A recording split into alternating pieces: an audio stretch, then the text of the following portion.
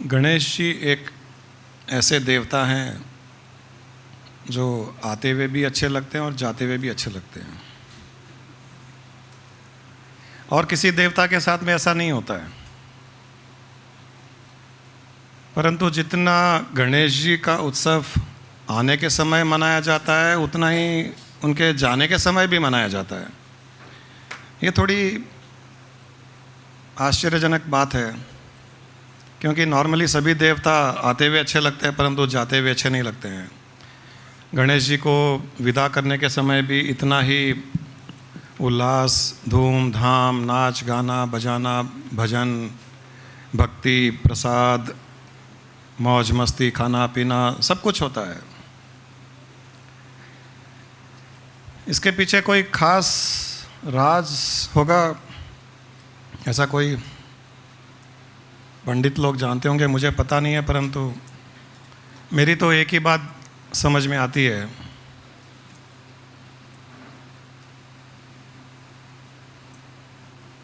कि गणेश जी भी जाते हुए इतने अच्छे क्यों लगते हैं। इतना उत्सव जाने के समय भी क्यों मनाया जाता है? क्या आचार्य कोई खास रहस्य इसके पीछे?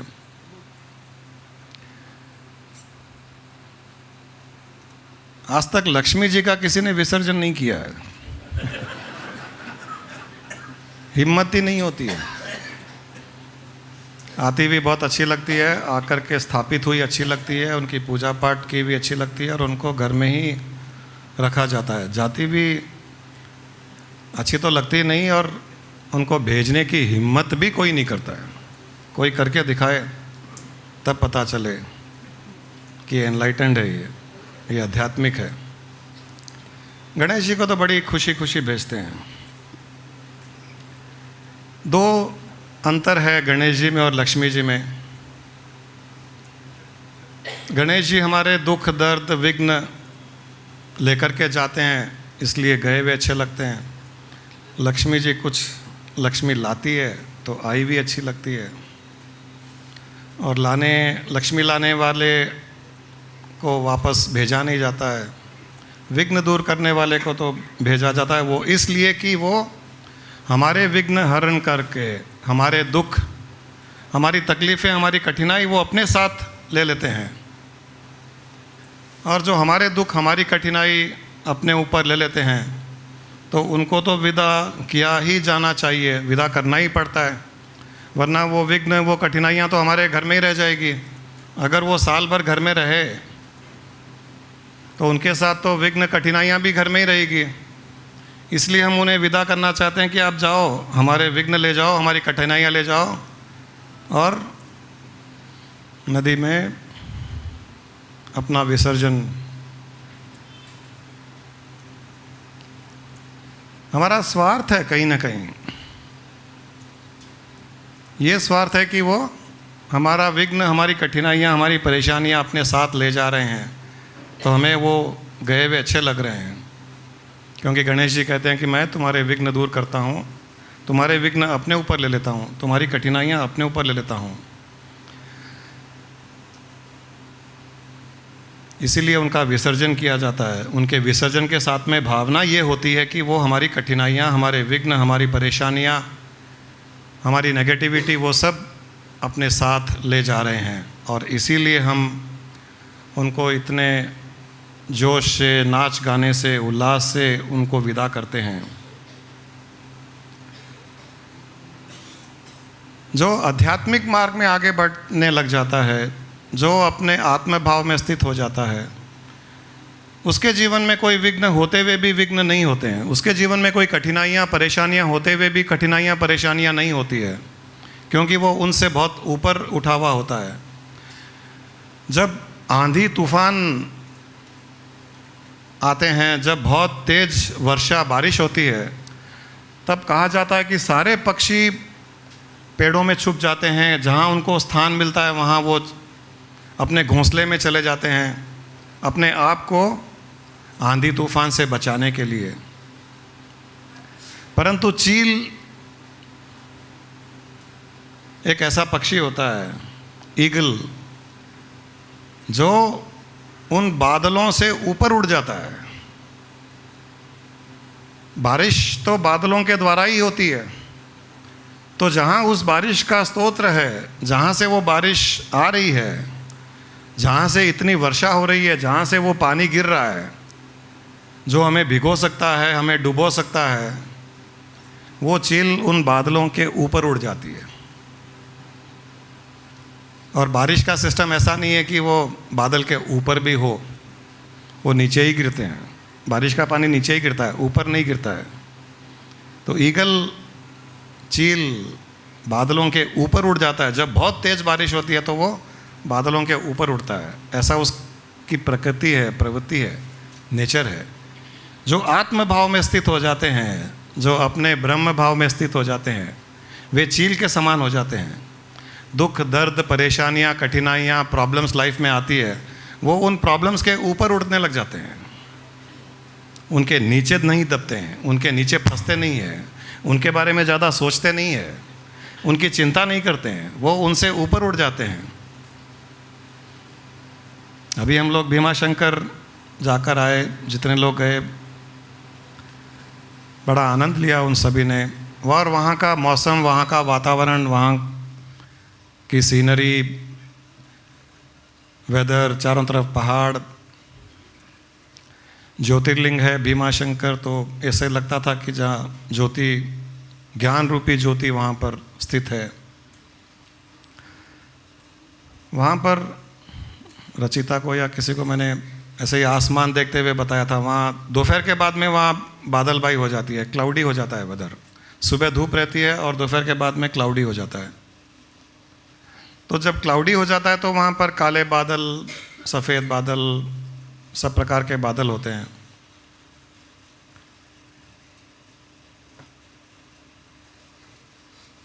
और जैसे ही थोड़े बादल छंटते हैं तो हमें बादलों के पीछे नीला आकाश दिखाई देता है। तो देखते देखते मैंने ऐसे कहा कि हम इस नीले आकाश के जैसे हैं, हम बादल नहीं हैं।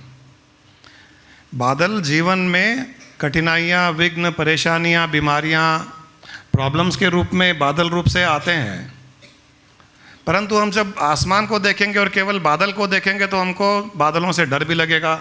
हम कहीं छुपने की कोशिश करेंगे, अपने आप को बचाने की कोशिश करेंगे कि ये बादल बरसेंगे, बरसात आ जाएगी। और अगर ये सोचें कि ये बादल तो टेम्पररी है, कुछ देर के लिए यहाँ रहेंगे, और इसके पीछे तो नीला आकाश है, अनंत आकाश है, और ये बादल थोड़ा बरस भी जाएंगे, यानी थोड़ी तकलीफ दे देंगे, थोड़ी प्रॉब्लम्स दे देंगे, तो भी बादल की नेचर टेम्पररी होती है, स्थायी नहीं होती है, अस्थायी होती है। कुछ देर के पश्चात उनको छंटना ही पड़ता है, या तो बरस के छंट जाओ या वायु के कारण वो वहाँ से हट जाओ। कुछ ना कुछ तो होता है जो बादल वहाँ से हटेंगे ही, और कल सुबह फिर सूर्य का उदय होगा, फिर सूर्य की रोशनी होगी। तो जब इंसान इस प्रकार ऑप्टिमिस्टिक होता है, जब अपने आप को नीला आकाश मानता है और इन बादलों को कठिनाइयाँ, परेशानियाँ मानता है, विघ्न मानता है, तब उसे ये परेशानियाँ, कठिनाइयाँ कभी भी तकलीफ़ नहीं देती, क्योंकि उसे पता है ये छंटने वाले हैं। नीला आकाश छंटने वाला नहीं है, वो परमानेंट है, वो मैं हूँ। ये बादल परमानेंट है ही नहीं। आज तक एक स्थान में एक बादल रहा ही नहीं, रह ही नहीं सकता, रह ही नहीं सकता। उसकी प्रवृत्ति नहीं है, उसकी प्रकृति नहीं है, उसकी नेचर नहीं है। जब एक बादल एक स्थान पर नहीं रह सकता है, तब हमारे जीवन की परेशानियाँ, कठिनाइयाँ, विघ्न आदि कैसे परमानेंटली रह सकते हैं? रह ही नहीं सकते, रह ही नहीं सकते। ध्यान अगर नीले आकाश पर हो, ध्यान अगर उस ब्लू स्काई पर हो, उसके एक्सपेंशन पर हो, हर पल ध्यान अगर उस विस्तार पर हो, तो ये बादल तो बहुत छोटे एक कण के बराबर हो जाते हैं, स्पेक ऑफ डस्ट। परंतु अगर केवल और केवल बादल पर ही फोकस हो, और बादल को देख देख करके आप उसके बारे में सोचते रहो, चिंता करते रहो, ये बरसेगा, खूब बरसेगा, मुझे गीला कर देगा, यहाँ कीचड़ हो जाएगा, पानी जमा हो जाएगा, घर में पानी आ जाएगा, कपड़े सूखते हुए गीले हो जाएंगे। लेडीज़ को इनकी चिंता बहुत रहती है कि कपड़े सूख रहे हैं, गीले हो जाएंगे। बारिश आएगा, पीने के लिए पानी मिलेगा, उसकी खुशी नहीं है। बालकनी में पानी गिर जाएगा, वहाँ पोंछा लगाना पड़ेगा फिर, है ना।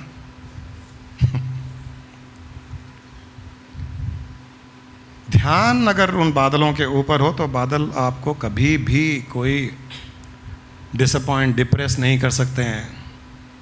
चील के जैसे बन जाओ तो लाइफ में कभी कोई प्रॉब्लम होगी भी नहीं। प्रॉब्लम होते हुए भी अगर हमारा ध्यान प्रॉब्लम पर नहीं है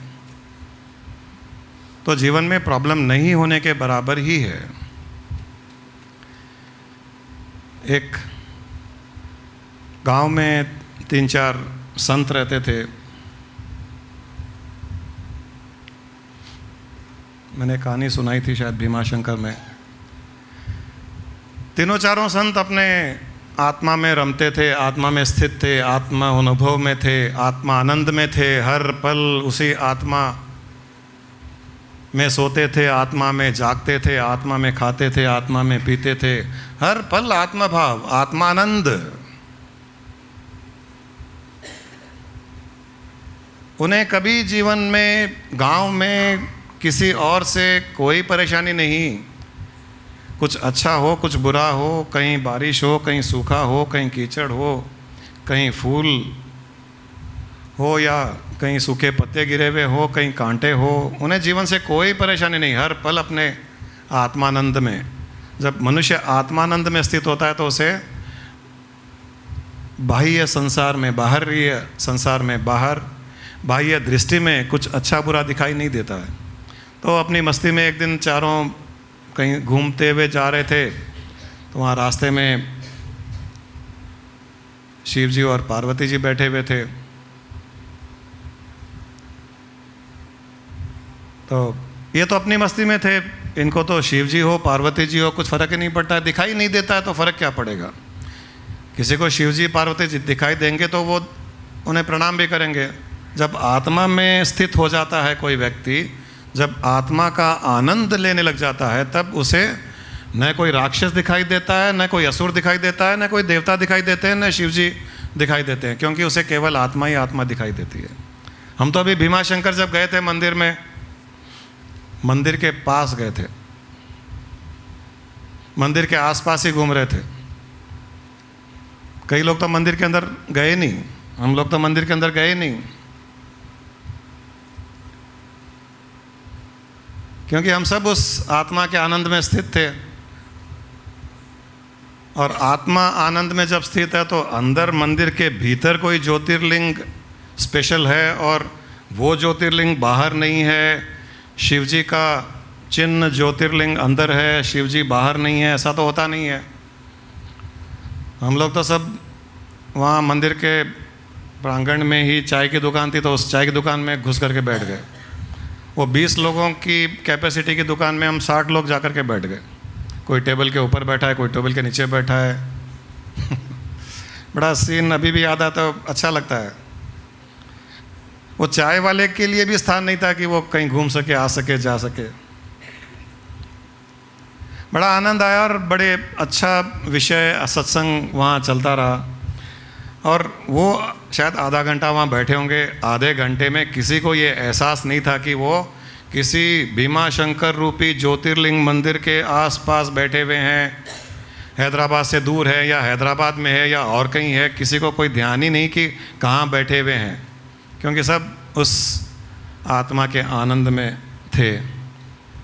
तो जब आत्मानंद में होते हैं तो हमें बाहर क्या हो रहा है, हम स्थान किस स्थान में है, समय क्या हो रहा है, कुछ पता नहीं होता है।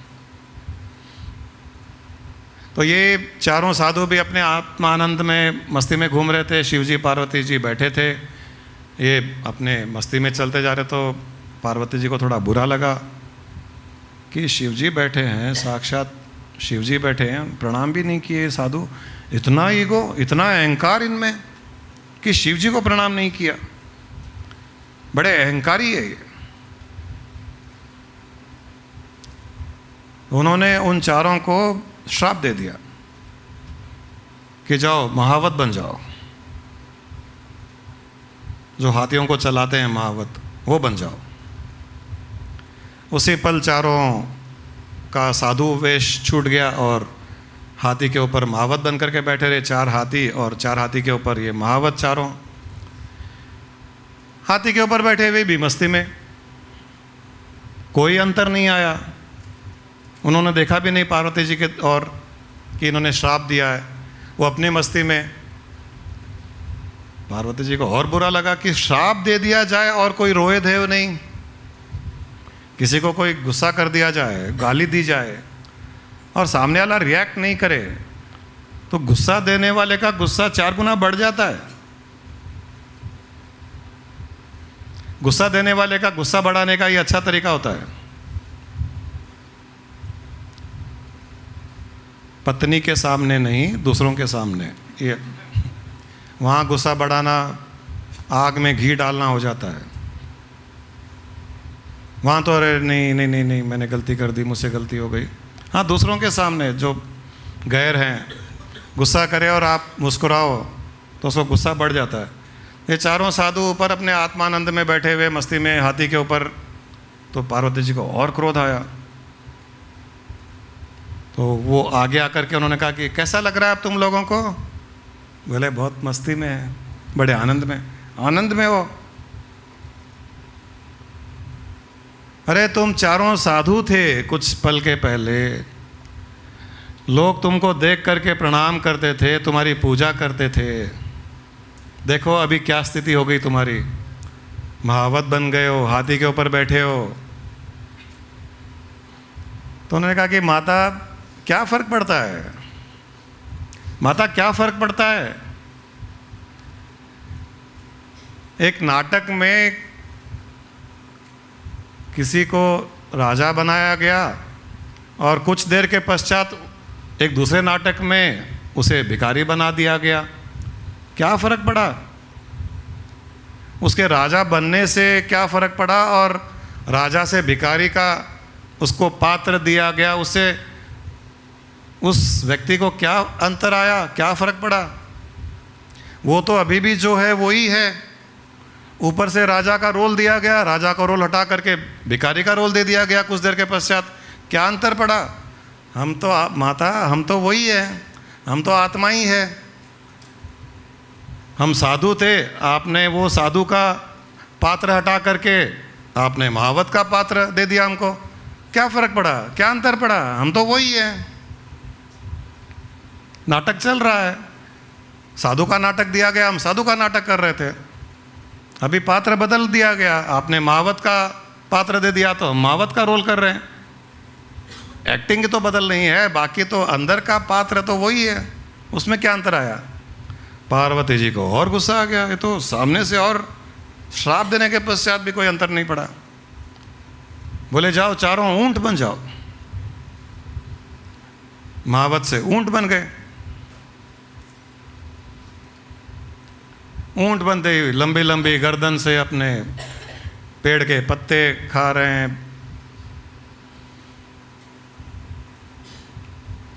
पेड़ के पत्ते खाते खाते कुछ डालियां चुभ रही है, कांटे चुभ रहे हैं, खून निकल रहा है। अब थोड़ी शांति पार्वती जी को हुई। क्या अब पता चलेगा? अब तक तो हाथी के ऊपर बैठे थे, नहीं पता चला। अब खाओ, सूखे पत्ते खाओ। भिक्षा में तो लोग अच्छे अच्छे भोजन मिठाइयाँ देते थे, साधु थे, पूजा आरती करते थे। अब ऊंट बन गए हो, कांटे खाओ, खून निकलेगा तब पता चलेगा। पार्वती जी ने अब पूछा कि क्यों, अब कैसा लग रहा है? बोले माता वैसा ही लग रहा है। बोले माता हम तो उसी आनंद में है। पार्वती जी को समझ भी नहीं आया ये 4 साधु किस मिट्टी के बने हुए हैं।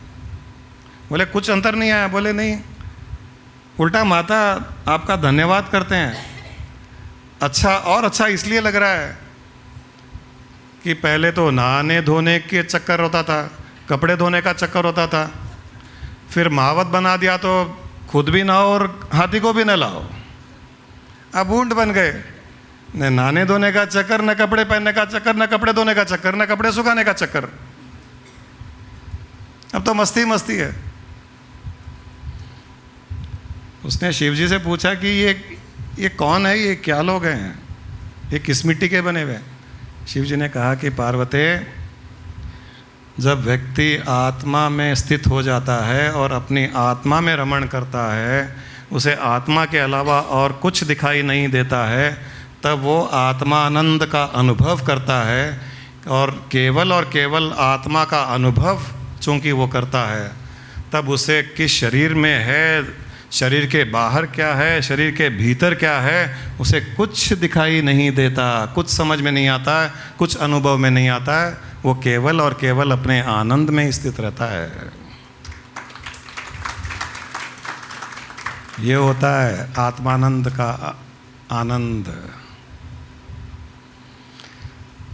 जब तक हम बुद्धि से सुनते हैं तो हम सोच नहीं पाते हैं, कल्पना नहीं कर पाते हैं कि ये होता क्या है, क्या ऐसा कुछ होता है। हम लोगों, कई लोग पहले कहते थे कि गुरुजी आपसे सुनते हैं ऐसा आनंद आता है, ऐसे गूज़बम्स आते हैं, रोंगटे खड़े हो जाते हैं, ऐसी मस्ती आती है, ऐसे सुनते थे, ऐसे पता नहीं चलता था कि वो स्थिति होती क्या है।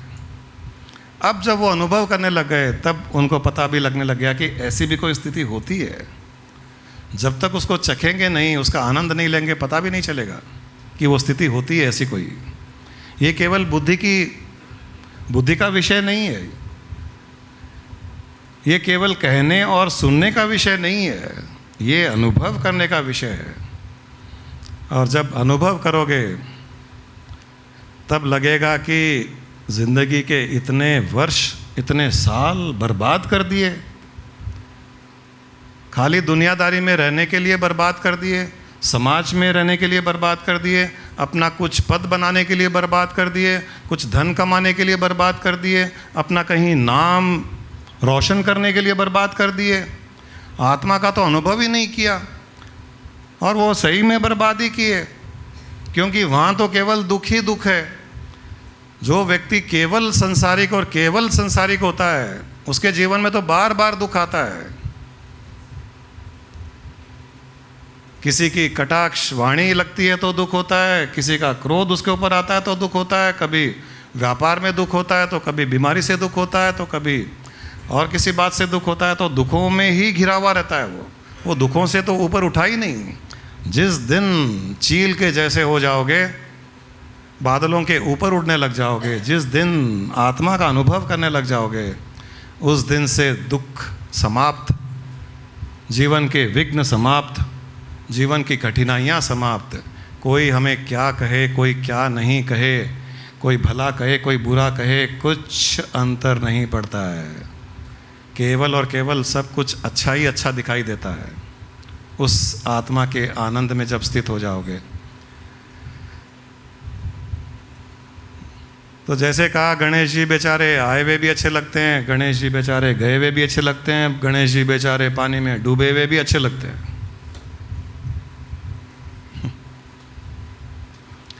क्योंकि वो हमारे विघ्न ले जा रहे हैं। गणेश जी की 3 बातें बड़ी अच्छी लगती है। मुझे लगती है कि 3 एक मेजर क्वालिटीज़ है जिसके कारण गणेश जी इतने प्रसिद्ध हैं, इतने प्यारे लगते हैं हर किसी को। हर कोई गणेश जी को चाहता है, हर कोई गणेश जी को चाहता है।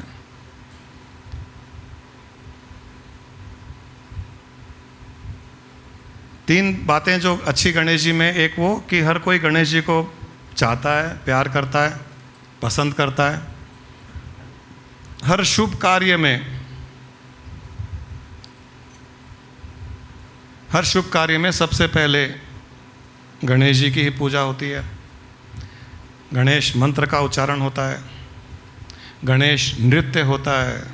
हर शुभ कार्य में सबसे पहले गणेश जी को याद किया जाता है, और अंत में गणेश जी का विसर्जन जाते हुए भी वो अच्छे लगते हैं। ये 3 जो अच्छाइयाँ दिखाई देती है गणेश जी में, इसके पीछे 3 उनके कुछ गुण हमें दिखाई देते हैं। वो अच्छे किस लिए लगते हैं? गणेश जी सबको अच्छे किस लिए लगते हैं? वो इसलिए कि गणेश जी जितने फ्लेक्सिबल हैं, उनका एटीट्यूड, बिहेवियर जितना फ्लेक्सिबल है उतना और किसी देवता का नहीं। आप भगवान कृष्ण को डिस्को कृष्ण बना के दिखाइए,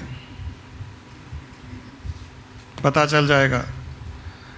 राम जी को पहलवान राम जी बना के दिखाइए, किसी की हिम्मत नहीं होगी। लक्ष्मी जी को काली का रूप धारण करके दिखाइए, हिम्मत नहीं होगी। किसी का भी रूप बदलने में हिम्मत नहीं होगी। गणेश जी की कितनी फ्लेक्सिबिलिटी है कि कोई भी रूप उन्हें दे दो, वो एक्सेप्टेबल है उन्हें। लाइफ में कितना एक्सेप्टेंस, कितनी फ्लेक्सिबिलिटी और कितना एक्सेप्टेंस। उनका कोई कितना भी मजाक उड़ा ले, बेचारे हंसते रहते हैं। कभी किसी को श्राप नहीं दिया आज तक, किसी भी कहानी में ऐसा नहीं है कि किसी को श्राप दिया। जो उनके साथ में हंसी मजाक करे, जो उनको कुछ कहे, आपका पेट इतना बड़ा, आपके कान इतने बड़े, आपके सूंड है, आपके चूहा आपका वाहन है,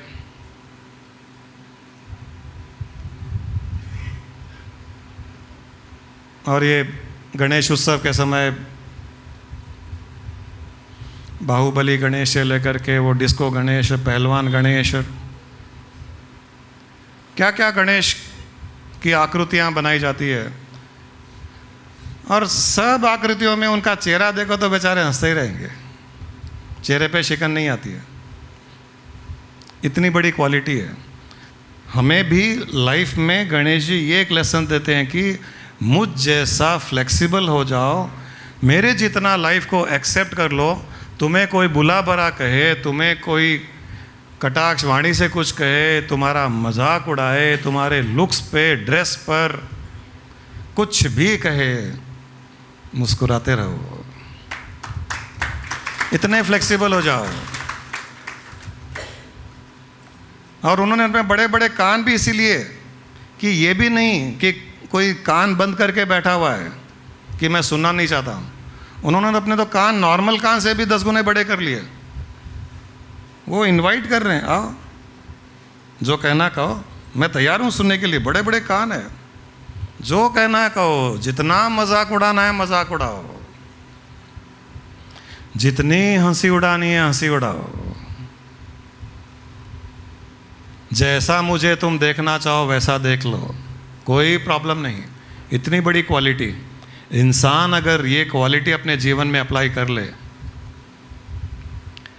उसके कोई कभी दुश्मन नहीं होगा, उसके प्रति कोई नेगेटिव वाइब्रेशंस उत्पन्न नहीं करेगा, उसे कोई श्राप नहीं देगा, उसे केवल और केवल आशीर्वाद देगा। हर कोई उसे बुलाना चाहेगा अपने पास में, अपने घर। हर कोई उसे लड्डू खिलाना चाहेगा, हर कोई उसे अपने आसपास रखना चाहेगा। ऐसा अगर व्यक्तित्व हो हमारा कि इतनी फ्लेक्सिबिलिटी और लाइफ में इतनी एक्सेप्टेंस और हर परिस्थिति में मुस्कुराते रहे, सबसे चहेते हम हो जाएंगे। सबसे चहेते संसार में ही नहीं, इसी लोक में नहीं, परलोक के भी चहेते हो जाएंगे। क्योंकि जो इंसान खुश दिखता है, जो इंसान मुस्कुराता रहता है, जो इंसान तकलीफ में, कठिनाई में, प्रॉब्लम्स में भी हंसता रहता है, वो करोड़ों में एक अलग ही दिखाई देता है। और जो करोड़ों में एक अलग दिखाई देगा, ईश्वर की दृष्टि उसी पर पड़ेगी, कोई रोतल पर नहीं पड़ेगी। थोड़ी प्रॉब्लम आ गई, रोने लग गया, थोड़ी दिक्कत आ गई, रोने लग गया, थोड़ी परेशानी आ गई, रोने लग गया, डिप्रेस हो गया। अरे उसको तो घर वाले भी पसंद नहीं करते हैं, वो थोड़ी पसंद करेगा। उसको तो वहाँ रोतल चाहिए ही नहीं। हंसते हुए, मुस्कुराते हुए, चहकते हुए, लहराते हुए,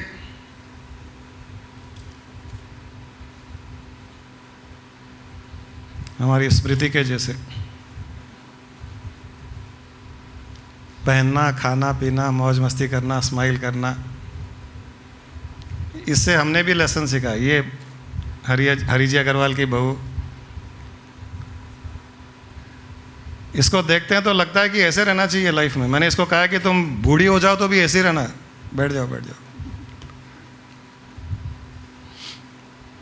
मुस्कुराती रही। मैंने इसको पूछा कि तुमको, मैं खाना खा रहा था, इनके घर गए तो खाना खा रहा था, ये पास में खड़ी थी, कुछ लाऊं क्या? मैंने कहा तुमको क्या खिलाऊं? जलेबी खिला दीजिए आप। और मेरी इच्छा थी कि जलेबी खिलाऊं, उसको पूछते ही वो मुंह से भी उसके वही निकला, जलेबी खिला दीजिए। एक खिलाई, और एक दे दूं? हाँ दे दीजिए। 2 खिला दी, 3 खिला दी, खा ली चुपचाप मुस्कुराते हुए।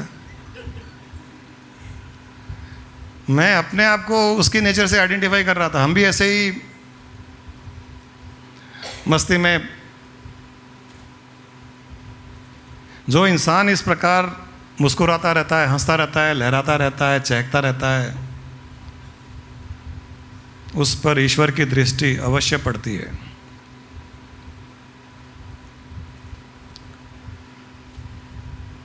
दूसरा, गणेश जी को सबसे पहले क्यों याद किया जाता है? कोई भी शुभ कार्य किया जाता हो, शादी ब्याह हो, गृह प्रवेश हो, कोई भी शुभ कार्य हो, सबसे पहले गणेश जी को ही याद किया जाता है। किस लिए?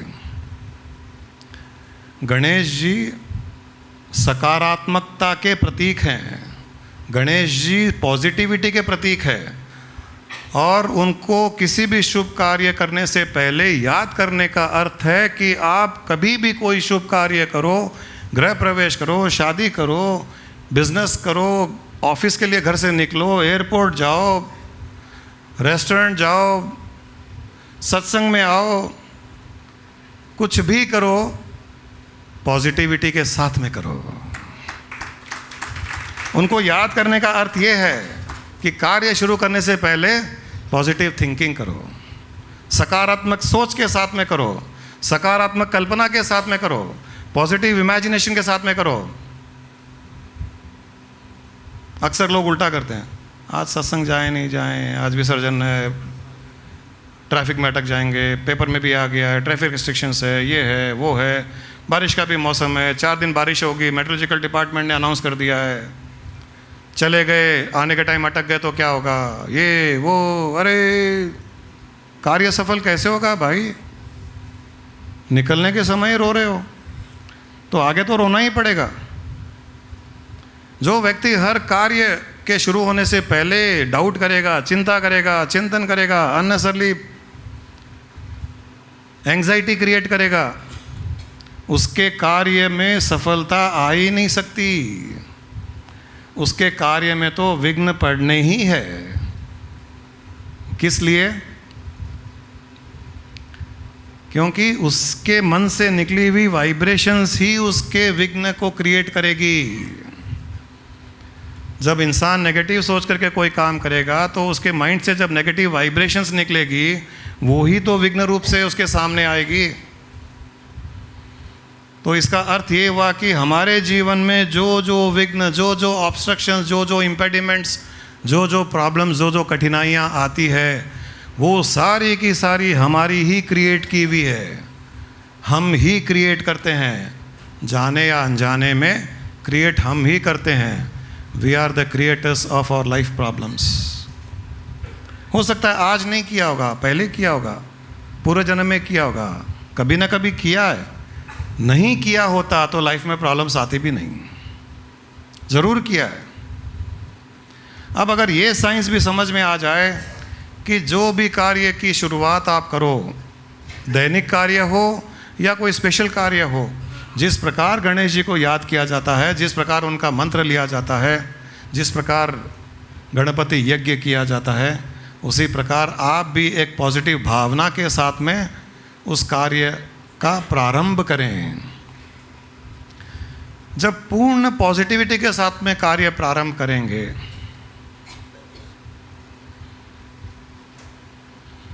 तब हैप्पी कहीं भागेगी नहीं।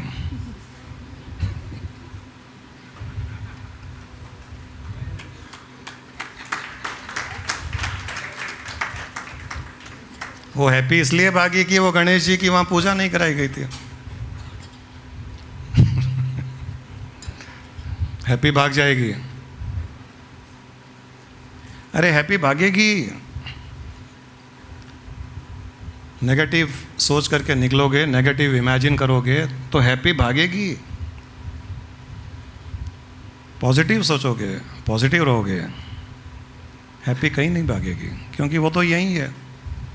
और आपकी वाइब्रेशंस, जब पॉजिटिव वाइब्रेशंस उत्पन्न होगी, किसी भी कार्य करने के समय पॉजिटिव वाइब्रेशंस उत्पन्न होगी, और अगर इंटेंसिटी से उत्पन्न होगी, पूर्ण विश्वास के साथ में, श्रद्धा के साथ में, जिस प्रकार गणपति गणेश जी की पूजा की जाती है, तो एक भावना क्रिएट होती है कि ये कार्य हमने जो प्रारंभ किया, शादी ब्याह के सबसे पहला कार्य, कोई भी रिचुअल से पहले गणेश जी की स्थापना और उनकी पूजा, तब एक मन में विश्वास आ जाता है कि चलो अब शादी अच्छे से हो जाएगी।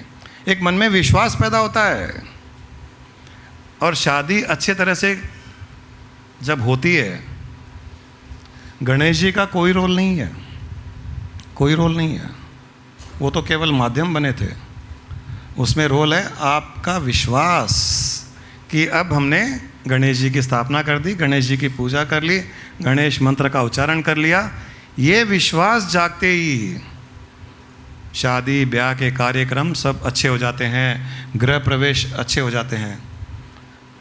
परंतु कई लोग ऐसे भी हैं, पूजा कर ली फिर भी डाउट, क्या होगा, क्या पता कैसा होगा, बारात में दूल्हा क्या बोलेगा, दूल्हे का बाप क्या बोलेगा, ये होगा कि नहीं होगा, फेरे सही हो जाए नहीं हो जाए, पूजा हो रही है गणपति की, गणेश जी की हो रही है, मन में डाउट्स भी आ रहे हैं। पक्का 99% उनके फेरों के बीच में प्रॉब्लम होगी, बारात में प्रॉब्लम होगी, कोई ना कोई झगड़ा होगा, ससुर कुछ चिल्लाएगा, वहाँ से चला जाएगा, दूल्हा भाग जाएगा, कुछ ना कुछ होगा,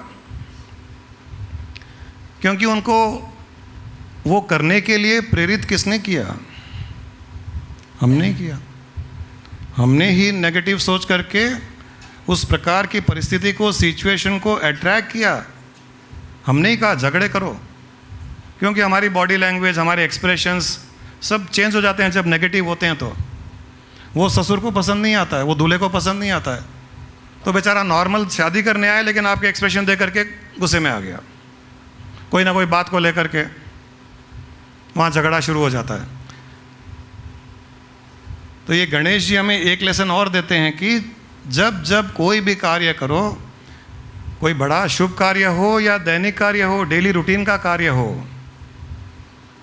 पॉजिटिव सोच करके कार्य करो, पॉजिटिव इमेजिन करके कार्य करो कि हाँ अब सब ठीक होगा, अब सब विघ्न दूर हो जाएंगे, सब ऑब्स्ट्रक्शंस दूर हो जाएंगे, अब कोई भी किसी भी प्रकार का इम्पेडिमेंट हमारे सक्सेस में नहीं हो सकता है, क्योंकि हमने पॉजिटिव वाइब्रेशंस एमिनेट कर दी है।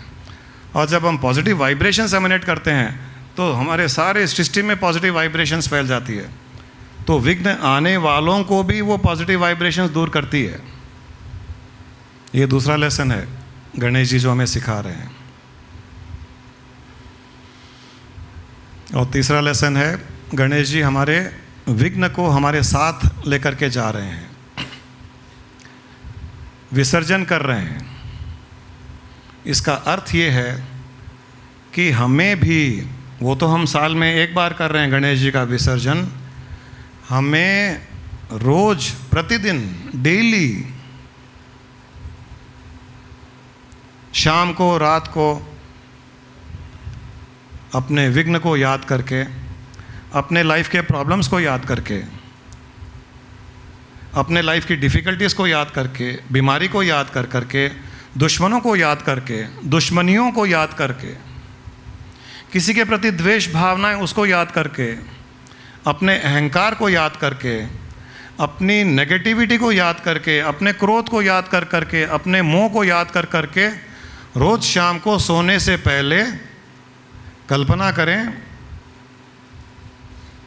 किसी तालाब के पास खड़े हो, टैंक बंड के पास खड़े हो, समुद्र के पास खड़े हो और इन सब का विसर्जन कर रहे हो। रोज डेली बेसिस पर इनका विसर्जन करते जाएं। जिस जिस में जो जो कमी है उसका विसर्जन कर दें। मोह बहुत है आसक्ति है धन दौलत में, उस आसक्ति का विसर्जन कर दें। नाम सम्मान की इच्छाएं हैं, उन इच्छाओं का विसर्जन कर दें। क्रोध भरा हुआ है, क्रोध का विसर्जन कर दें। किसी से दुश्मनी है, दुश्मनी को याद करें, दुश्मनी का विसर्जन कर दें। इस प्रकार अगर रोज आप सोने से पहले इनका विसर्जन करते जाएंगे तो स्वतः ही जीवन से विघ्न दूर हो जाएंगे, क्योंकि विघ्न क्रिएट करने वाले यही हमारे अहंकार, हमारा मोह, हमारी इच्छाएं, हमारी नेगेटिविटी, हमारा क्रोध, हमारी दुश्मनियाँ, यही तो विघ्न क्रिएट करते हैं। इनका ही जब विसर्जन कर दिया तो विघ्न का ही विसर्जन हो गया है। ये तीसरा पार्ट, ये तीसरा लेसन गणेश जी हमें सिखाते हैं। 3 पार्ट, 3 लेसन्स गणेश जी हमें सिखाते हैं। एक, फ्लेक्सिबल एटीट्यूड, और लाइफ में 100% एक्सेप्टेंस। जो सिचुएशन हो, जैसा भी हो, आपको कोई कुछ कहे, आप पर हंसी मजाक करे, मुस्कराते रहिए। हमारे वो विकी बाबा के जैसे मुस्कुराता रहता है। दूसरा, किसी भी कार्य को शुरू करने से पहले, प्रारंभ करने से पहले पॉजिटिव थॉट, पॉजिटिव इमेजिनेशन, उसे ही माना जाएगा कि गणेश जी की पूजा हो गई, गणेश जी का मंत्र जाप कर लिया। पॉजिटिव थॉट गणेश जी का ही मंत्र है। और तीसरा, रोज अपनी नेगेटिविटी, काम, क्रोध, लोभ आदि दुश्मनियों का विसर्जन कर दें। इन तीनों कार्यों को अगर आप प्रतिदिन करेंगे, रोज करेंगे, डेली बेसिस पर आपके विघ्न दूर होते चले जाएंगे।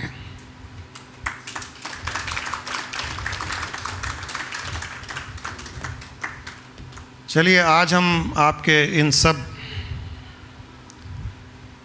नेगेटिविटी की, मोह की, क्रोध की, अहंकार की, लाइफ के प्रॉब्लम्स की, ऑब्स्ट्रक्शंस की, इम्पेडिमेंट्स की, इन सब का आज चूँकि गणपति विसर्जन का दिन है, तो हम भी आज एक छोटा सा एक्सपेरिमेंट, एक छोटा सा मेडिटेशन के रूप में भावना के द्वारा इससे विसर्जन करवा देते हैं। तो बाद में आप इस भावना को, इस विसर्जन को प्रतिदिन रोज आप अपने घर में बैठकर प्रैक्टिस करते रहें। लाइफ के विघ्न दूर हो जाएंगे। अच्छे से पूर्ण भावना के साथ में इसको फॉलो कीजिए, पूरे श्रद्धा के साथ, पूरे विश्वास के साथ में कि अभी जो हम करने जा रहे हैं, अभी जो हम हमारे ही अंतर के बुराइयों को, कमियों को, अंतर के क्रोध को, मोह को, अंतर की नेगेटिविटी को, अंतर के विघ्न को विसर्जन जो हम करने जा रहे हैं, ये आज भावना के द्वारा विसर्जन करने के पश्चात हमारे जीवन से सारे विघ्न दूर हो जाएंगे और जीवन में सुख, शांति, खुशियाँ, आनंद ही रह जाएगा। हैप्पी वापस आ जाएगी। अपनी आंखें बंद कर लें और 2 से 3 बार लंबी और गहरी श्वास लें। हर सांस के साथ अपने शरीर को, अपने मन को रिलैक्स कर लें। एकदम कंफर्टेबल बैठें और अपने सारे शरीर को एकदम रिलैक्स कर लें और अपना ध्यान अपनी आज्ञा चक्र की ओर केंद्रित करें। हमारा आज्ञा चक्र जो आपके आईब्रोज के बीच का स्थान है, जहाँ पर बिंदी लगाते हैं, अपने आज्ञा चक्र पर अपने ध्यान को ले जाएं और वहाँ पर दर्शन करें गणेश जी के। गणेश जी की स्थापना जो हमने 10 दिन पहले की थी, अपने गणेश जी के दर्शन करें।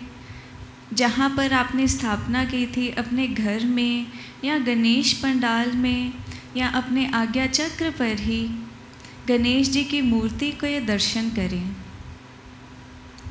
हमने इन 10-11 दिनों में अपने पूरी भावना के साथ गणेश जी की जो पूजा की, आरती की, प्रेम के साथ, उसके लिए गणेश जी हमारे सारे विघ्नों को हर रहे हैं। हमारे गणेश जी जो विघ्न हरता हैं, दुख हरता हैं, हमारे सारे विघ्नों को हर रहे हैं। अपना ध्यान गणेश जी की ही मूर्ति पर लगाएं जो आपके आज्ञा चक्र पर स्थित है। और अब याद करें, अपने मन में याद करें आपके जीवन की कठिनाइयों को। आपके जीवन में जो भी आपको प्रॉब्लम्स हैं, अड़चने हैं, ऑब्स्टकल्स हैं, अपने जीवन की इन परिस्थितियों को याद करें जो आपको प्रॉब्लम्स दे रही है, आपको दुख दे रही है, जो अड़चन रूप से आपके मार्ग में आ रही हैं। उन प्रॉब्लम्स को याद करें और इस प्रकार देखें कि ये सारी प्रॉब्लम्स गणेश जी अपनी ओर अट्रैक्ट कर रहे हैं। जिस प्रकार एक मैग्नेट अपनी ओर अट्रैक्ट करता है, उसी तरह हमारे मन में हमारी जो भी प्रॉब्लम्स हमें याद आ रही हैं, वह सारे के सारे गणेश जी अपनी तरफ अट्रैक्ट कर रहे हैं। इसीलिए अपने जीवन के उन सारी परिस्थितियों को, सिचुएशंस को याद करें, अड़चनों को याद करें जिनसे आप सदैव के लिए मुक्ति पाना चाहते हैं। और इस प्रकार देखें कि वह सारी प्रॉब्लम्स अब ख़त्म हो चुकी हैं, क्योंकि अब उन्हें गणेश जी ने अपने भीतर समा लिया है। हमारे जीवन के प्रॉब्लम्स को, ऑब्स्टेकल्स को ख़त्म करने के बाद अब एक बार फिर ध्यान लगाएं अपने मन में। हमारे मन में जो हमारे भीतर नेगेटिविटी है, उस नेगेटिविटी पर ध्यान लगाएं। हमारी अड़चनें ख़त्म करने के पश्चात अब गणेश जी हमारे अंदर की नेगेटिविटी को भी अपनी तरफ अट्रैक्ट कर रहे हैं। आपके भीतर झांकें और देखें कि आपके अंदर कौन सी बुराइयां हैं। आपके अंदर अगर क्रोध है तो देखें कि वह क्रोध भी अब गणेश जी की ओर जाकर उनमें लीन हो रहा है। आपके भीतर का गुस्सा, क्रोध, आपके अंदर की इरिटेशन, किसी और के प्रति जेलसी की भावना, रिवेंज की भावना, इरिटेशन, फ्रस्ट्रेशन, जो भी आपके भीतर आपको लग रहा है कि आपके कमियां हैं, आपके भीतर की नेगेटिविटी, वह सारी की सारी देखें कि गणेश जी की ओर जाकर उनमें समा रही है। गणेश जी हमारे अंदर की सारी नेगेटिविटी को अपनी ओर अट्रैक्ट कर रहे हैं। हमारे भीतर जो हमारे दुख हैं, वह दुखों को अपने ओर ले रहे हैं। हमारे जीवन में जो हमारे दुश्मन हैं, उनके साथ दुश्मनी खत्म हो रही है। हमारे अंदर जो कोई भी प्रकार की बीमारी है, वह अपने में समा रहे हैं। हमारे भीतर का मोह, हमारी इच्छाएं, वह सब कुछ अपने में लीन करते जा रहे हैं। हमारी लालच की भावना, वह सब कुछ अपने में समा रहे हैं। और अब देखें कि हमारा जो अहंकार है, हमारे इस शरीर का जो मैं है, ईगो है, देखें कि अब वह ईगो भी गणेश जी अपनी ओर अट्रैक्ट कर रहे हैं। हमारे आज्ञा चक्र पर जो गणेश जी विराजमान हैं, देखें कि अब सारी की सारी हमारी नेगेटिविटी गणेश जी ने अपनी ओर अट्रैक्ट कर ली है और उस सब को उन्होंने अपने भीतर समा लिया है। हमारे जीवन के सारी अड़चनों को ख़त्म करने के पश्चात, हमें हमारे इस शरीर को, हमारे मन को शुद्ध करने के पश्चात अब देखें कि गणेश जी हमारे आगे के मार्ग में जो हमारे बंधन रूप से मेंटल कंडीशंस हैं, अब उन्हें भी अपने में समा रहे हैं। हमारे मेंटल कंडीशंस, हमारे पास्ट इम्प्रेशंस जो हमसे छूट नहीं रहे, जिनसे हम मुक्ति पाना चाहते हैं, जो हमारे लिए एक बंधन कारण है, वह सब आप गणेश जी को समर्पित कर दें और देखें कि वह स्वतः ही ये सब कुछ हमारे अंदर से अपने में समाते जा रहे हैं। वह सब कुछ हमारे अंदर की नेगेटिविटी को अपने में ही लीन करते जा रहे हैं। ये एक ऑटोमेटिक प्रोसेस हो रहा है, जैसे एक मैग्नेट सब कुछ अपनी ओर खींच लेता है, वैसे ही हमारे अंदर की इम्प्योरिटीज़ को वह अपनी ओर अट्रैक्ट करते जा रहे हैं। और अब देखें, महसूस करें कि हमारे जो पुराने कर्म थे, पिछले जन्मों में किए कर्म, प्रारब्ध कर्म, संचित कर्म, दुख देने वाले कर्म, वह सब कुछ अब हमारे कर्म भी गणेश जी अपने में समा रहे हैं। हमारे जो पूर्व जन्म में किए हुए कर्म थे, या इस जन्म में हमने जिस किसी को भी परेशानी की, जिस किसी को भी परेशान किया, अब वह कर्म भी गणेश जी हमारे जो प्रारब्ध कर्म हैं उनको भी अपने भीतर समा ले रहे हैं, अपने भीतर लीन कर ले रहे हैं। इस प्रकार गणेश जी ने अब हमें पूर्ण रूप से हमारे हर एक बंधन कारण से मुक्त कर दिया है। फील करें एक मुक्ति के अनुभव को। इस प्रकार हमारे सारे शरीर को, मन को शुद्ध करने के पश्चात देखें कि अब आज 11वें दिन पर हम गणेश जी को विसर्जित कर रहे हैं।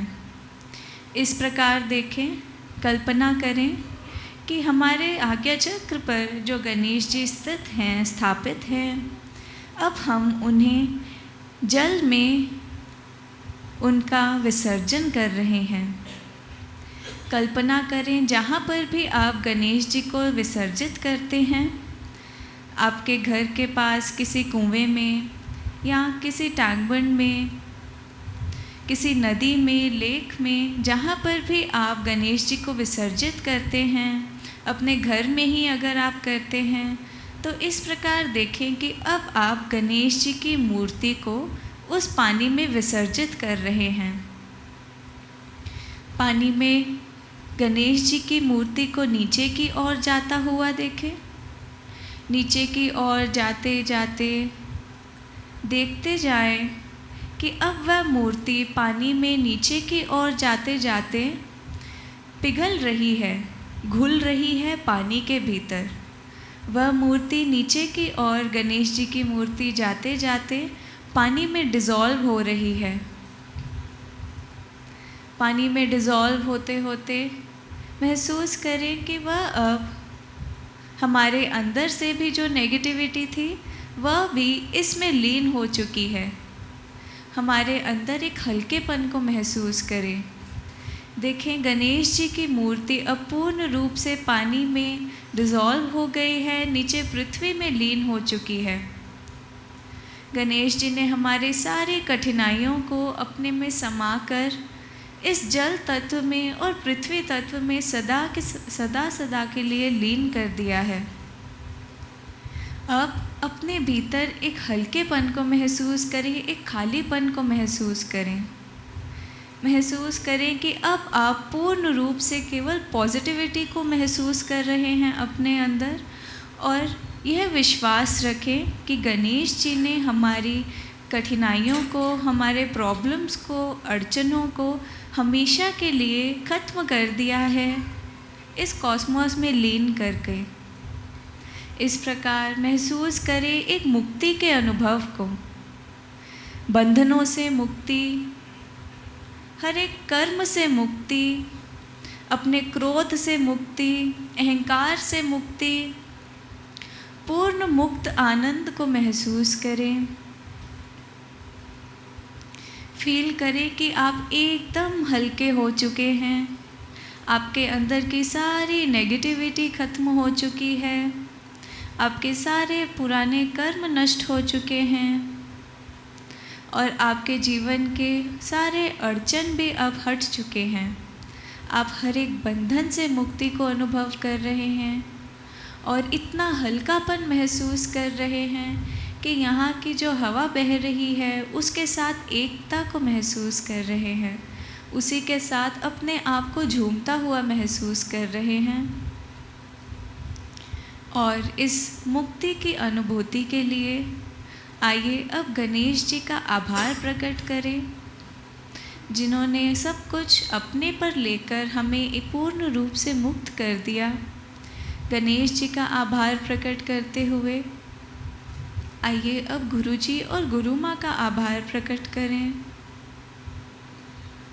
गुरु जी गुरु माँ का आभार प्रकट करते हुए अब धीरे धीरे इसी विश्वास के साथ कि आज के पश्चात हमारे सारे कर्म नष्ट हो चुके हैं और हम मुक्त हो चुके हैं, इस विश्वास के साथ अपने दोनों हाथों को आपस में मल कर अपनी आँखों के ऊपर रखें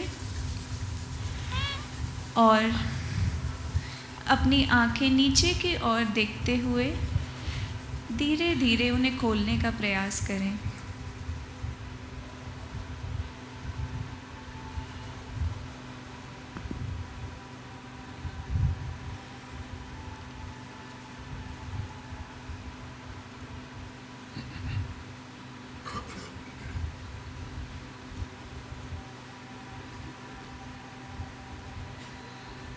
बहुत ही सुंदर ध्यान रहा होगा ना, ये अच्छा अनुभव रहा।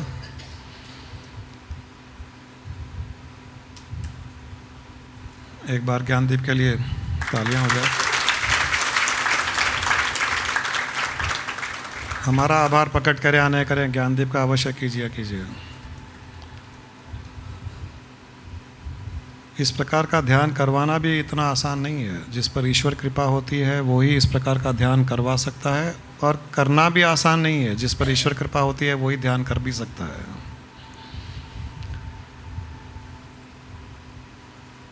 हमारे भीतर जो नकारात्मकता, नेगेटिविटी, क्रोध, हजारों जन्मों के संचित कर्म, जीवन के विघ्न, कठिनाइयाँ जो भी स्थित हैं, उनसे दूर होने का, उनसे अलग होने का हमारे पास दो तरीके होते हैं, दो उपाय होते हैं। पूर्व जन्मों के संचित कर्मों को काटना, क्योंकि कर्मों का ही परिणाम है जीवन में कठिनाइयाँ आती है। पूर्व जन्मों के कर्मों के द्वारा ही हमारे जीवन में विघ्न, कठिनाइयाँ, परेशानियाँ आदि आती है। उनको काटना, उनसे मुक्त होना, इसके लिए दो उपाय हैं। एक कठिन उपाय, एक सरल उपाय है। कठिन उपाय है साधना करना, अपने शरीर को तपाना, मन को तपाना, इंद्रियों को तपाना, व्रत करना, उपवास करना, ध्यान करना, अपने समाज, परिवार आदि से अपने आप को पृथक करना, एकाग्रता से अपने आत्मा पर ध्यान टिकाना। बड़े बड़े जो साधु संतों ने किया, साधनाएं की, जंगलों में गए, गुफाओं में गए, भगवान बुद्ध गए, भगवान महावीर गए, रामकृष्ण परमहंस ने किया, स्वामी जी ने किया और कईयों ने किया। एक वो साधना का तरीका है, कठिन साधना का तरीका है, और दूसरा आसान तरीका है। ये आसान तरीका भी हमें गणेश जी ने ही बताया, इसका रहस्य भी गणेश जी ने ही बताया है। गणेश जी के भाई कार्तिकेय और गणेश जी, जब शिव जी ने कहा कि पूरी सृष्टि के 3 चक्कर लगा करके आओ और जो पहले लगा करके आएगा उसे ही बड़ा माना जाएगा, तो कार्तिकेय ने साधना की, कठिन मार्ग अपनाया। वो अपने मोर पर बैठे, उड़े, सारी सृष्टि का चक्कर लगाया, 3 बार लगाया। उसे कहते हैं कठिन साधना करना। उन्हें काफ़ी समय लगा। जब सृष्टि का चक्कर लगाया तो कहीं गर्मी, कहीं सर्दी, कहीं बरसात, कहीं कुछ, उसको झेला, भूख प्यास को झेला, 3 बार सृष्टि का चक्कर लगाने का अर्थ है ये सब कठिनाइयाँ उन्होंने सहन की, जिसका अर्थ है उन्होंने साधना की, कठिन साधना की, जो साधु संत करते हैं। गणेश जी ने क्या किया आपको सबको पता है। शिव जी और पार्वती के 3 चक्कर लगा लिए, ये आसान तरीका।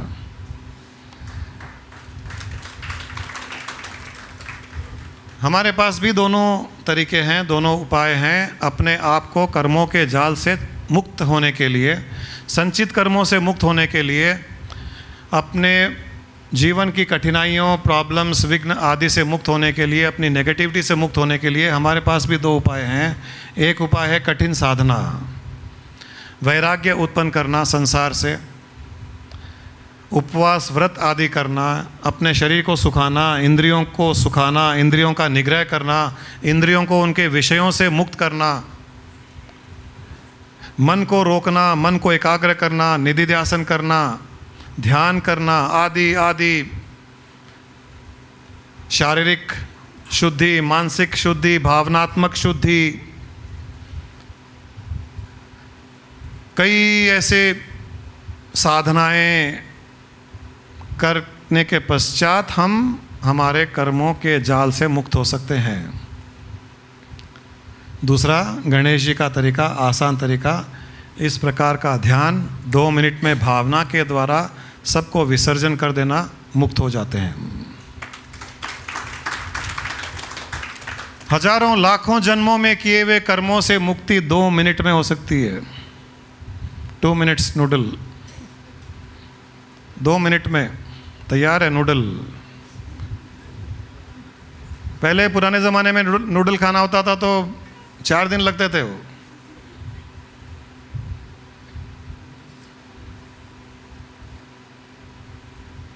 मैदा लाओ, आटा बनाओ, फिर उसके नूडल्स बनाओ। हमको भी याद है हमारे घर में हमारी माँ बिठा देती थी, वो एक मशीन होती थी, वो घुमाते जाओ, उसमें से नूडल्स निकलते जाते थे, फिर सुखाना पड़ता था उनको, फिर उनको फ्राई करना पड़ता था, तब जा कर के कहीं 2 दिन के बाद में। आजकल तो 2 मिनट नूडल का ज़माना है। हमारा तरीका भी यही है, क्योंकि साधना भी करोगे, वैराग्य भी उत्पन्न करोगे, जंगल चले जाओगे, परिवार छोड़ करके, शरीर को सुखा करके, इंद्रियों को सुखा करके, मन का निग्रह कर करके, गुफाओं में रह करके, वो भी जब करोगे तभी भी कर्मों की मुक्ति आपको मन के द्वारा ही करनी पड़ेगी, और कहीं नहीं है। कर्म और कहीं नहीं है। उस साधना के द्वारा हम अपने मन के कर्मों को भस्म कर रहे हैं, उनसे मुक्ति पा रहे हैं। और इस प्रकार विसर्जन की भावना भी कर लो तो भी वो सारे कर्म, वो बंधन, वो विघ्न, वो कठिनाइयाँ भी मन में ही है, और भावना के द्वारा उनका विसर्जन कर लिया तो भी आप मुक्त हो गए। ये आसान तरीका है। मुझे नहीं लगता कि इस आसान तरीक़ों को फॉलो करने में किसी प्रकार की कोई कठिनाई आनी चाहिए। हाँ, अगर किसी को विश्वास नहीं है कि नहीं ऐसा नहीं हो सकता, ऐसे 2 मिनट में थोड़ी कोई कर्मों के जाल से छुटकारा पा सकते हैं, फिर बड़े बड़े साधु संत भगवान आदि जिन्होंने साधनाएं की, क्या वो अज्ञानी थे? महल छोड़कर चले गए तो क्या अज्ञानी थे? ऐसे प्रश्न उत्पन्न होते हैं। तो जिनके प्रश्न ऐसे उत्पन्न होंगे उनके लिए ये कठिन मार्ग है। ये आसान मार्ग उनके लिए कठिन है, क्योंकि वो एक्सेप्ट नहीं करते हैं कि ये आसान है। तो आसान मार्ग भी कठिन हो जाता है।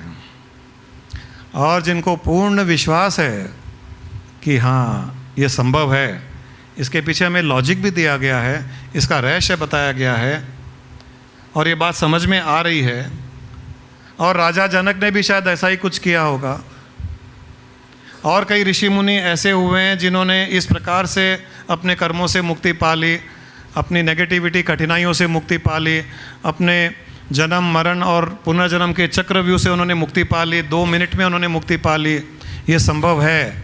इस प्रकार का जब विश्वास हो जाता है तो ये 2 मिनट के ध्यान से ही आप लाखों करोड़ों जन्मों के कर्मों से मुक्ति पा सकते हो। इतना ही आसान है ये।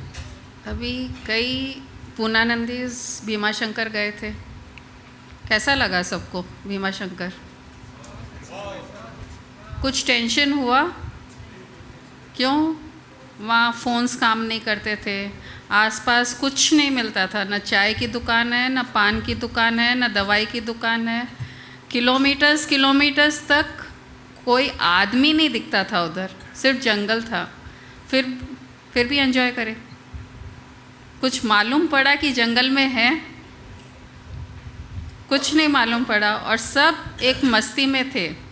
और जो गुरुजी बोले थे, जब मंदिर गए थे, वो सीढ़ियाँ शुरू करी थे उतरने, तब कंवलजीत ने मुझे कहा कि 300 सीढ़ियाँ हैं गुरु माँ। तो मैं गुरुजी को इन्फॉर्म करी 300 है, तो अपन उतरे नहीं उतरे, बहुत सब काफ़ी एज वाले लोग थे अपने साथ। गुरुजी बोले नहीं कुछ नहीं होएगा, चलो। तो 300 उतरना तो आसान है, लेकिन 300 चढ़ेंगे कैसे, वो सोच रही थी मैं। हमारा काम है उतारना, चढ़ना फिर उनकी प्रॉब्लम है। लेकिन 300 उतर भी गए और वापस चढ़े तो भी कोई को कुछ मालूम नहीं पड़ा। नेक्स्ट डे कोई को उसका दर्द नहीं, कोई को उसका एहसास नहीं। तो यहाँ अपने गुरुजी गणेश जी हैं, सिंपल तरीका है एकदम, 2 मिनट्स नूडल ये है। सब जो एकदम कठिन, विशाल बोला भी था, गुरु माँ अगर मैं अकेला यहाँ हूँ तो मैं एक दिन भी नहीं रह सकता हूँ, क्योंकि वो जगह काटता है, कोई दिखता नहीं है, कोई बात करने वाला नहीं, और कुछ है ही नहीं, फ़ोन्स काम नहीं, टीवी नहीं, व्हाट्सएप नहीं, क्या करेगा आदमी उधर। लेकिन इतना एंजॉय करें तो ऐसा लग रहा है, गुरुजी तो बोल रहे हैं एवरी ईयर वहाँ जाएंगे, क्योंकि वहाँ अपने को मुक्ति मिल रही है। ये सब टेंशन से मुक्ति विसर्जन करने जा रहे हैं अपन। Very true. और ये क्यों हुआ? 300 सीढ़ियाँ नीचे उतर करके 300 सीढ़ियाँ जब ऊपर भी चढ़े हैं, और सीनियर सिटीजन्स हमारे वो मिसेस रमणा जी, रमणा बोलते हैं कि गुरुजी मेरी वाइफ रोज़ नॉर्मल वॉक भी करती है तो रात को बाम लगवाती है मुझसे। वो मालिश भी करते हैं, इनकी वाइफ की बाम भी लगाते हैं, सब करते हैं। नेक्स्ट डे बोल रहे हैं 300 सीढ़ियाँ उतर गई, 300 सीढ़ियाँ चढ़ गई, बाम भी नहीं, खुश है, नॉर्मल है, कोई पेन नहीं। ये कैसे हुआ है? ये माइंड को हमने वहाँ पर इतना डाइवर्टेड रखा, सबके माइंड को। उतरने के समय बातचीत कर रहे थे, कुछ ज्ञान की बात चल रही थी, सत्संग चल रहा था, चढ़ने के समय भी कुछ बातें कर रहे थे, हंस रहे थे, मजाक कर रहे थे, तो उनको एहसास ही नहीं हुआ कि हम 300 सीढ़ियाँ उतर गए और 300 सीढ़ियाँ चढ़ भी गए। अगर एहसास होता तो दर्द होता, एहसास नहीं हुआ इसलिए दर्द नहीं हुआ। इसी प्रकार मन में कर्मों का एहसास होगा, मन में कठिनाइयों का एहसास होगा, मन में प्रॉब्लम्स का एहसास होगा, तो कठिनाइयाँ प्रॉब्लम्स मन में होंगी, कर्म होंगे मन में, और उनका एहसास नहीं होगा तो उनसे मुक्ति भी मिल गई। फिजिकल लेवल पर मिल सकती है तो मेंटल लेवल पर नहीं मिल सकती। साइंस एक ही है, साइंस एक ही है। जहाँ प्रॉब्लम है वहीं उसे अटैक कीजिए। जितना फोकस प्रॉब्लम पर करेंगे प्रॉब्लम बढ़ती है, और जितना फोकस हम और किसी चीज़ पे करते हैं प्रॉब्लम से हम मुक्त हो जाते हैं। बैठ जाइए। एक मच्छर नहीं, एक कीड़ा नहीं, जंगल में रह के कुछ नहीं दिख रहा था, नहीं तो डर लगता है। अनुराधा तो बोल रही मैं तो आने वाली नहीं थी, मेरे को तो सांप के सपने आ रहे हैं, अरे जंगल लेके जा रहे हैं, मैं तो नहीं जाऊंगी। फिर ज़बरदस्ती आई। अब एक सांप दिखा क्या अनुराधा तुमको? आजकल हमारे पूर्णानंदियों को ये बड़ा एक अच्छा, भुट्टा अच्छा था, आइसक्रीम अच्छा था, खाना अच्छा था। अरे ज्ञान अच्छा था नहीं था? वो 3 दिन ज्ञान देने वाला बेचारा अपने आप को सुखा सुखा करके ज्ञान दे रहा था, उसका कुछ नहीं, भुट्टे अच्छे थे।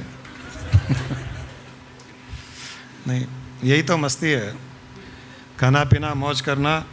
खाए हुआ इंसान ज्ञान भी आसानी से ग्रहण करता है, भूखा इंसान क्या ज्ञान ग्रहण करेगा?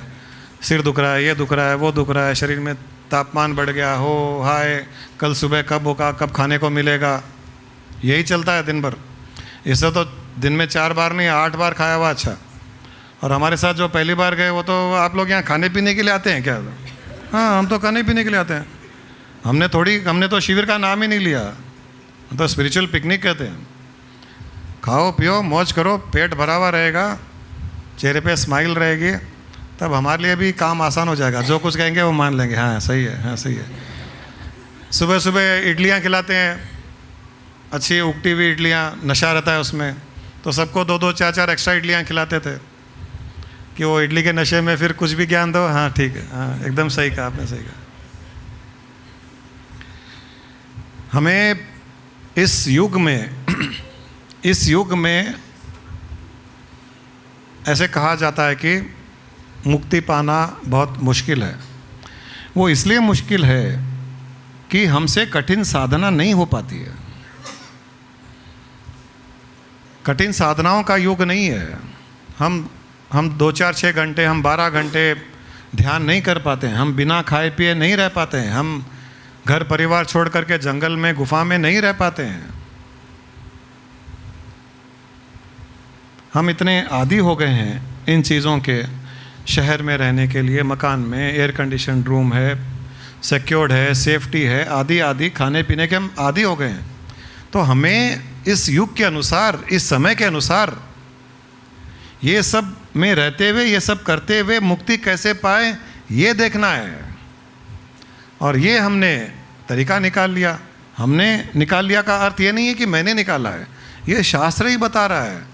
शास्त्र में ही इसके रहस्य दिए गए हैं, इनके सीक्रेट शास्त्र में ही दिए गए हैं।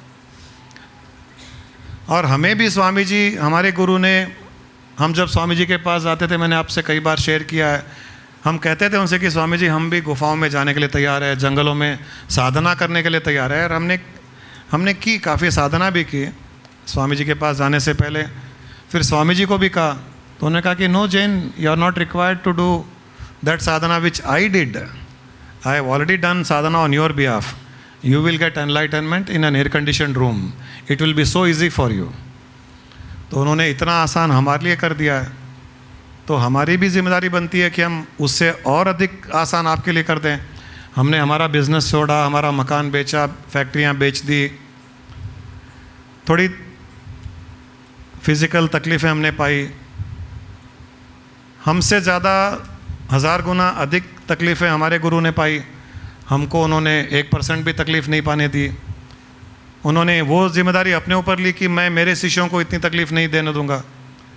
तो मेरी भी जिम्मेदारी बनती है कि मैंने जो थोड़ी बहुत तकलीफ़ें पाई, मैं आपको उसका 1% भी नहीं तकलीफ़ पाने दूं, और आसानी से हंसते करते खाते पीते खेलते हुए आपको एनलाइटनमेंट दे दूं। तो ये तरीका आसान तरीका है। न किसी को घर छोड़ने की आवश्यकता, न किसी को बिज़नेस छोड़ने की आवश्यकता, न किसी को परिवार छोड़ने की आवश्यकता, न कोई व्रत उपवास करने की आवश्यकता। जिस दिन व्रत उपवास लोग करें उस दिन अपने डबल खाएं और मज़ा आएगा। शिवरात्रि पर, जन्माष्टमी पर अपने तो सब डबल खाने लग गए आजकल। तो जो अपने साथ में जो आता है ऐसे डल लेकर के, क्योंकि सुबह से भूखा हुआ, अपने को अच्छा लगता है। देखा गधा, मुंह देखो इसका। अरे चलने की शक्ति नहीं होगी तो क्या खाक आत्मा को पाओगे? न चलने की शक्ति, न उठने की शक्ति, या चाय नहीं पिया, सिर दुख रहा है, रात को नींद नहीं आ रही है, क्या आत्मा में खाक रमोगे? क्या आत्मा का रमण खाक करोगे? यहाँ तो आत्मा में स्विमिंग करना है, आत्मा में रमण करना है, आत्मा में पैराग्लाइडिंग करनी है, आत्मा में वाटर स्पोर्ट्स करना है। तो उसके लिए खाना पीना, आत्मा में जिम करना है, ये सब करना है। तो खाना पीना तो करना पड़ेगा। शारीरिक, मेंटल, फिजिकल, मेंटल शक्ति होनी पड़ेगी। तो ये युग इस प्रकार की साधना करने का है। इस प्रकार की साधना भावना के द्वारा करना है। ये हाईटेक स्पिरिचुअल पाथ है। ये हाईटेक स्पिरिचुअल पाथ है। Sure shot, 100% guaranteed money back returns, life long warranty. कहीं किसी के गड़बड़ हो जाए, आ जाना। इस साधना में कोई रुकावट नहीं, कोई परेशानी नहीं, कोई डिले नहीं, कोई अगला जन्म नहीं, कुछ नहीं। यहीं का यहीं सब समोसे अमोसे खाते हुए, लड्डू खाते हुए, और अपने आत्मा में स्थित रहने का साधन यही है और यही संभव है, इसके अलावा और कोई संभव नहीं। मैं तो बहुत खुश हूँ कि इस साधना को हमारे पूर्णानंद तो बड़े अच्छे से मस्ती से ग्रहण कर रहे हैं, क्योंकि कुछ करना या कुछ नहीं करना दोनों ही यहाँ नहीं है, तो बड़े फ्रीडम फील करते हैं हरदम। कई बार मुझे लोग कहते थे, गुरुजी कुछ सुबह सुबह क्या करें हम, क्योंकि आर्ट ऑफ लिविंग किया वो बताते हैं कि सुबह सुबह ये करो, और किसी का कोर्स किया वो बताते हैं सुबह सुबह ये करो, दिन में ये करो, ये प्राणायाम करो, सुदर्शन क्रिया करो, ये करो। हम क्या करें सुबह सुबह? इडली खाओ, डोसा खाओ, करना क्या है? आराम से सो, 9 बजे उठा करो, जल्दी क्या है? अरे कोई आत्मा, कोई ट्रेन है छूट जाएगी, कोई प्लेन है कि बोर्डिंग पास नहीं देगा? अरे अंदर ही तो है भाई। एयरपोर्ट पे भी जाने की आवश्यकता नहीं है कि उस एयरपोर्ट पे जाना है, चेक इन करना है, आईडी दिखाना है, सिक्योरिटी पास करनी है, फिर प्लेन में बैठना है, फिर प्लेन उड़ेगी, कहीं ले जाएगी, वहाँ आत्मा दिखेगा, ऐसा तो है ही नहीं। या तो वहाँ आत्मा क्या दिखेगा? सोते सोते मस्ती में आत्मा को देखो और अच्छा से दिखेगा,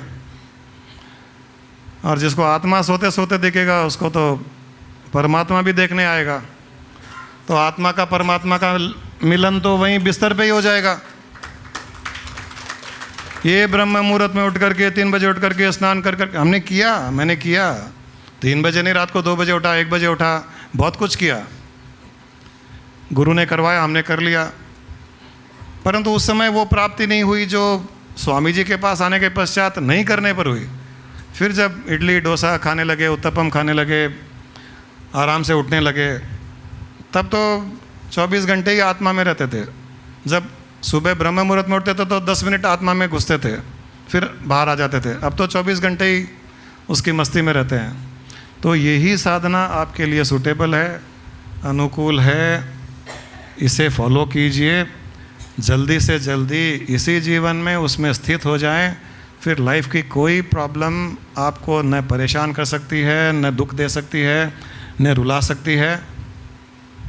मस्ती ही मस्ती, स्माइल ही स्माइल। और जब आप मस्ती में रहोगे तो आपके चारों ओर भी मस्ती स्वतः ही क्रिएट हो जाएगी। फिर कोई मस्ती किसी को देने की भी आवश्यकता नहीं, किसी को बुलाने की आवश्यकता नहीं। फिर एक इंसान 4 को मस्ती देता है, फिर 4 मिलकर के 16 को मस्ती देते हैं। कल्पना कीजिए यहाँ 100 पूर्णानंदी बैठे हैं तो कितने 10,000 लोगों को मस्ती दे रहे हैं। नोइंगली या अनोइंगली, कॉन्शियसली या अनकॉन्शियसली हम दे रहे हैं मस्ती, हम कहीं ना कहीं दे रहे हैं। हमारी वाइब्रेशंस वेस्ट नहीं जाएगी, हमारे अंतर की मस्ती वेस्ट नहीं जाएगी। और वो खाली हमारे अंतर की मस्ती नहीं है, वो फैल रही है, वो फैल रही है और हमें दिख भी रहा है फैलती हुई। तो इसको ऐसे ही फैलाते रहें, इस आत्मानंद का अनुभव करते रहें। यही गणेश जी का आशीर्वाद आप सबके साथ में है, उनकी शुभकामनाएं आप सबके साथ में है। आज आपने जो विसर्जन किया, पूर्ण विश्वास और श्रद्धा के साथ में ये भावना रखिए कि जो विसर्जन किया वो कर दिया, वो मुझसे छूट गया, उस मेरी मुक्ति परमानेंटली उन सब विषयों से हो गई जिसका मैंने आज विसर्जन किया। और कुछ अगर बाकी रह गया, कल घर जा कर के उसका भी विसर्जन कर दें और फ्री हो जाएं। आप सबका बहुत बहुत धन्यवाद, बहुत बहुत शुभकामनाएं आप सबको। और इसी के साथ में चलिए सारी सृष्टि के लोगों के लिए भी हम यही प्रार्थना करें कि वो सब भी इसी मस्ती में रहे, सुख में रहे, आनंद में रहे। लोका समस्ता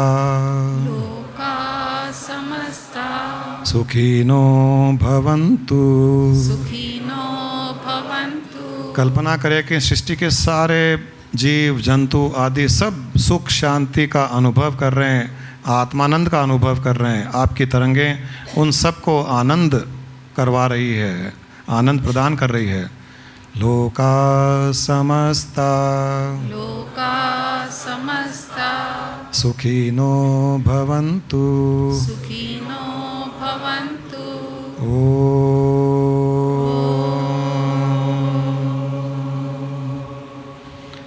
शांति शांति शांति ही। शांति शांति शांति।